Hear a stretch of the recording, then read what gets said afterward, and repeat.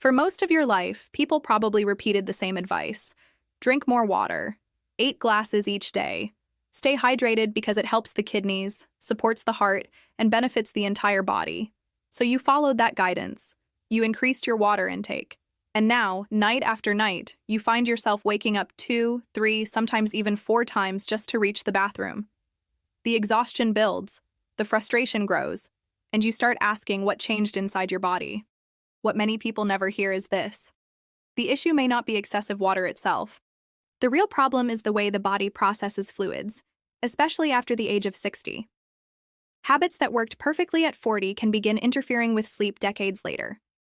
There are biological reasons for this shift, and most people are never given a full explanation.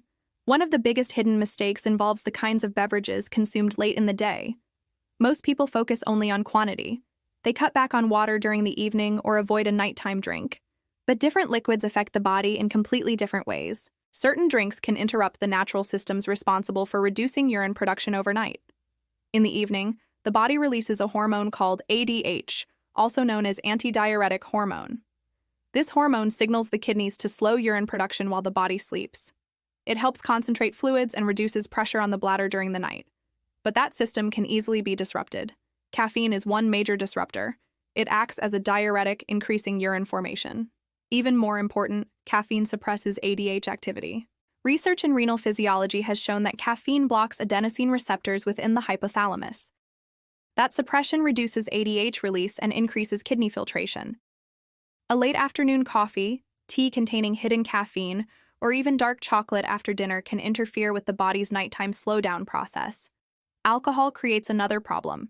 Even a single glass of wine during dinner can sharply reduce ADH secretion within minutes. Research published in the American Journal of Physiology Renal Physiology confirms that alcohol directly blocks ADH release from the pituitary gland almost immediately after consumption begins. In practical terms, the kidneys continue generating urine while the body is attempting to rest. Everything may feel normal when sleep begins, but 90 minutes later, the bladder demands attention. One useful adjustment is keeping the final drink before bedtime limited to 4 to 6 ounces of plain warm water or a truly caffeine-free herbal tea such as chamomile or peppermint. Timing matters as well. That final drink should happen at least 2 hours before sleep, but beverages are only part of the issue. A deeper problem involves the kidneys themselves and how their internal timing changes throughout the day. The kidneys operate according to a circadian rhythm. They do not function the same way in the morning as they do in the evening. Between roughly 6 a.m. and 3 p.m., the kidneys work at peak efficiency. Cortisol levels are higher, renal blood flow is stronger, and the body is optimized to process larger amounts of fluid. During those hours, the system is designed for active filtration and efficient elimination. As evening approaches, the entire process shifts. Cortisol declines. ADH increases. Blood flow through the kidneys slows down. The body prepares for rest. Yet many adults over 60 unintentionally work against this rhythm every single day. Morning routines are often rushed. Coffee becomes the main source of hydration. Lunch passes quickly with little water. By late afternoon, dry mouth and fatigue appear, leading to larger fluid intake later in the day. Water at dinner follows. Then a warm beverage before bed. Sometimes another glass of water after hearing advice about nighttime hydration. The result is a large portion of daily fluid intake arriving exactly when the kidneys are preparing to reduce activity. The International Continence Society identifies evening fluid restriction combined with front-loaded hydration as one of the most effective first-line behavioral approaches for nocturia, even before medication is considered. Clinical guidelines updated by Hashim and colleagues and published in peer-reviewed urology journals emphasize that timing matters just as much as total volume. The biology behind that conclusion is straightforward. The kidneys are prepared to process fluids efficiently during active daytime hours. Significant intake later in the day often becomes overnight bladder activity instead. The message is not about drinking less water overall. It is about drinking earlier. There was a 72-year-old retired nurse from Georgia who believed she had developed a severe bladder disorder. She woke 3 times every night, sometimes 4. She exercised regularly, followed her medications carefully, and maintained a healthy lifestyle. Yet her hydration schedule was heavily weighted toward the evening. Very little fluid in the morning. Moderate intake at lunch. Then large amounts of water beginning around 5 p.m. From around 5 p.m. onward, that 72-year-old retired nurse from Georgia finally had time to slow down and relax. Most of her water intake happened during those evening hours. Her total daily consumption stayed exactly the same, around 2 liters, but the schedule changed completely. 65% of her fluids were moved into the morning and early afternoon. Her final cutoff for liquids became 7:30 p.m. After 4 weeks, the difference was dramatic. Instead of waking 3 or 4 times overnight, she was getting up once, sometimes not at all. She admitted that after an entire career in nursing, nobody had ever explained this connection to her. For adults over 65, this issue becomes even more important. Research published in Advances in Chronic Kidney Disease confirmed that aging weakens the circadian rhythm controlling kidney function. The nighttime release of ADH, which normally reduces urine production during sleep, becomes less reliable in older adults. Younger people experience a stronger overnight reduction in urine formation. At 70, that protective system is far less effective than it was at 40. Because of that change, hydration timing becomes a far more powerful tool. A practical strategy is simple. Keep a large glass of water near the bed, but use it in the morning instead of at night. Drink it before coffee and before breakfast. Continue steady hydration through the morning hours. Then create a checkpoint at 2 p.m. and ask whether most of the day's water has already been consumed. If the answer is no, that becomes the moment to catch up. After 5 p.m., fluid intake should gradually decrease. Yet another hidden issue still drives nighttime urination in many people, and it is rarely discussed in standard health conversations. The next problem involves the blood vessels themselves. As the body ages, tiny blood vessels called capillaries naturally become more permeable. In plain terms, they grow leakier. This change creates consequences that most people never connect to repeated nighttime bathroom trips. Throughout the day, while standing and moving around, fluid slowly escapes from those small vessels into nearby tissue. This tends to happen in the legs, feet, and lower abdomen. During active daytime hours, circulation and movement help manage that buildup. But once the body lies flat at night, gravity changes direction. The fluid that collected in tissue all day now moves back into the bloodstream. Circulation carries it toward the kidneys, and the kidneys process it exactly as designed. They filter the excess and transfer it into the bladder. The result is sudden urgency during the night. A person may fall asleep comfortably, only to wake between 45 minutes and 2 hours later with an intense need to urinate. The bladder did not slowly fill over time. It was flooded rapidly by repositioned fluid. Researchers describe this as nocturnal polyuria, caused by positional fluid redistribution. Medical literature repeatedly identifies nocturnal polyuria as the leading cause of nocturia in older adults. Reviews published in StatPearl's NIH and the Journal of Urology report that this condition accounts for most cases in people over 65. In many situations, the root issue is not the bladder, prostate, or kidneys themselves. The real source is vascular permeability combined with fluid redistribution. 2 hydration-related habits make this much worse. The first is excess sodium intake. Sodium causes body tissue to retain more fluid. According to the CDC, the average American consumes around 3,400 milligrams of sodium each day. That exceeds the recommended limit of 2,300 milligrams. Most sodium does not come from a salt shaker.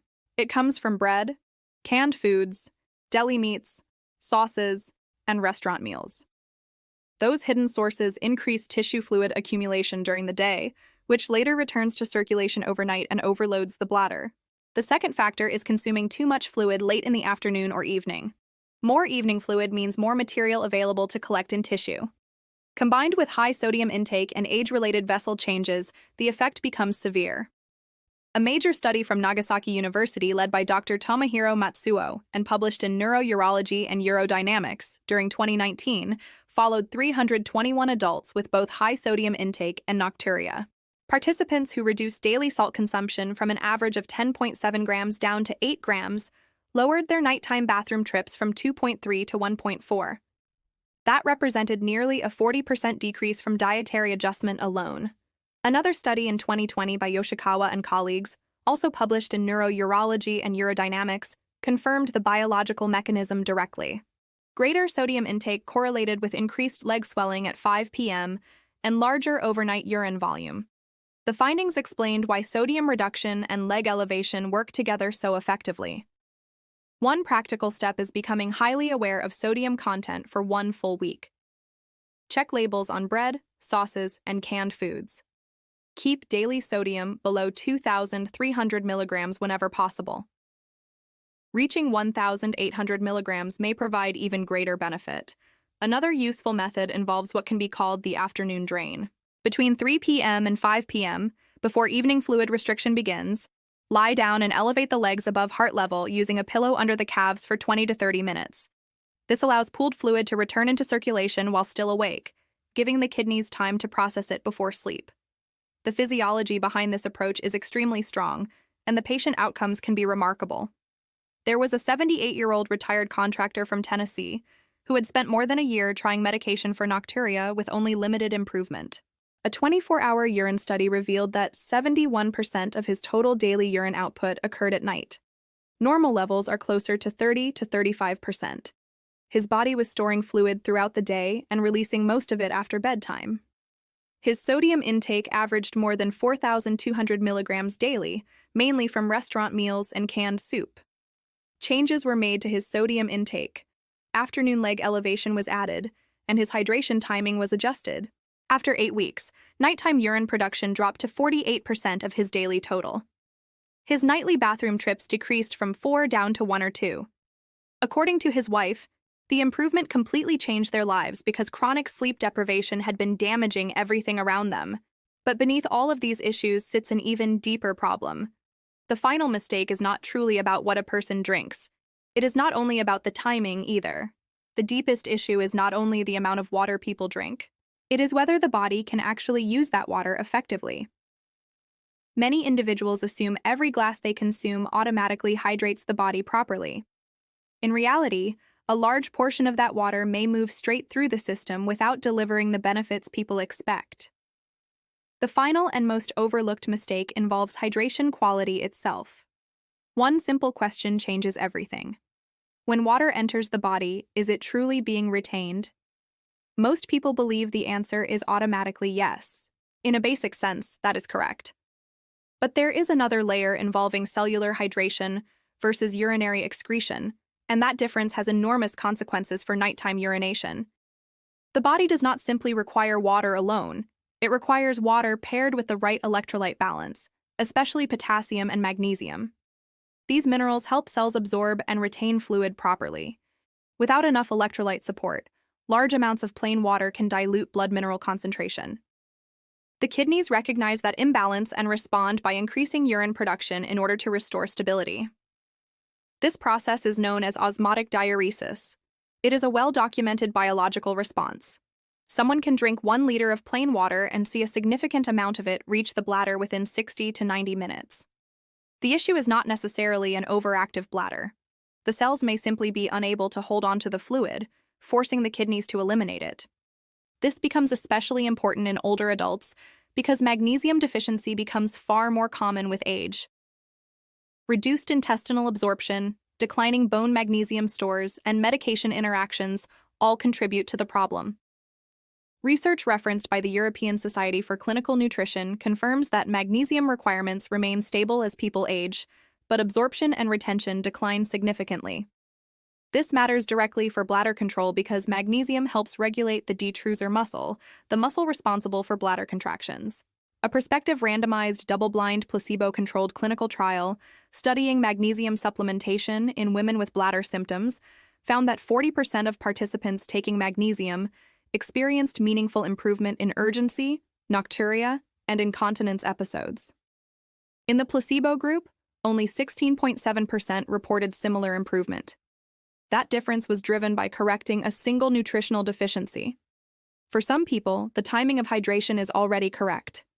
Sodium intake may already be controlled, yet nighttime bathroom trips continue. In many cases, the missing factor is biochemical rather than behavioral. The body may not be retaining fluids efficiently at the cellular level. Practical changes can make a significant difference. Potassium-rich foods should become a regular part of the diet. Bananas, sweet potatoes, avocados, and leafy greens support fluid retention inside cells and improve hydration efficiency. Magnesium intake also deserves close attention. Many adults over 60 fall below the recommended daily intake of 320 to 420 milligrams. Helpful dietary sources include pumpkin seeds, almonds, dark leafy vegetables, and whole grains. Some individuals may benefit from magnesium glycinate supplementation under medical guidance because this form is highly bioavailable and less likely to trigger digestive discomfort. Another useful adjustment involves replacing part of plain water intake with mineral-rich water, or adding a small amount of low-sodium electrolyte powder to morning hydration. Sugary sports drinks are not the goal. The focus is on low-sugar or sugar-free electrolyte support containing real minerals. Water intake should also be spaced more carefully throughout the morning rather than consumed in large amounts at once. A large single serving rapidly alters the water-to-electrolyte balance in the bloodstream and increases excretion. Smaller, consistent intake gives the cells more time to absorb fluids effectively. There was an 81-year-old retired schoolteacher from North Carolina named Evelyn, who had already implemented nearly every strategy correctly. Her fluid cutoff was 7 p.m. She front-loaded hydration into earlier hours. Sodium intake had been reduced. Afternoon leg elevation had become routine. Her nighttime bathroom trips improved from 5 down to 2, but frustration remained. A comprehensive metabolic panel revealed that her serum magnesium sat at the very bottom of the normal range, technically acceptable, yet functionally insufficient for optimal cellular hydration. Dietary magnesium intake was increased, and a low-dose magnesium glycinate supplement was introduced under medical supervision. Within 6 weeks, Evelyn's nighttime bathroom visits dropped from 2 to 0 or 1 on most nights. At 81 years old, she reported sleeping better than she had since her 40s. When all 4 layers are addressed together, the improvement can become dramatic. The fourth mistake involved the wrong evening beverages. Caffeine and alcohol suppress natural nighttime hormone activity and keep the kidneys producing urine when the body should be resting. The third mistake involved ignoring the kidney's internal timing system by pushing most fluid intake into afternoon and evening hours instead of concentrating hydration earlier in the day. The second mistake involved silent fluid redistribution. Excess sodium and long periods of inactivity allowed fluid to collect in leg tissue throughout the day before shifting back into circulation overnight and overwhelming the bladder. The first mistake involved hydration quality itself. Large quantities of plain water without proper electrolyte support caused the body to eliminate more fluid than it retained. These problems do not operate separately. They reinforce each other. Correcting them together often creates improvements beyond what a single medication or isolated treatment can achieve. Accurate understanding of how the body handles hydration changes everything. If this information connected with your experience, share it with someone dealing with constant nighttime bathroom trips and poor sleep. A spouse, a parent, a friend. Sometimes the problem is not a failing body. Sometimes the missing piece is simply the right explanation. Please leave your thoughts about this content in the comments below. Thanks for watching. See you in the next one.